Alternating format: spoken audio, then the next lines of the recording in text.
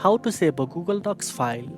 First of all, open the Google Docs app and create a new document or open the document you want to save.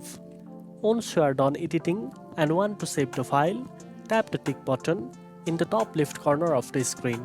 Or you can simply go back. Google Docs automatically saves your work as you type, so you don't have to press any save button.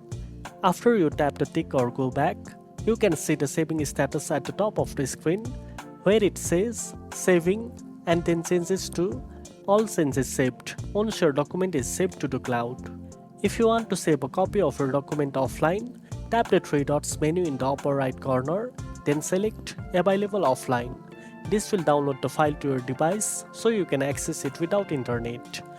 If you want to export your document to other formats like PDF or Word, tap the three dots menu again, select Share and Export, then choose Save As and pick your preferred file type.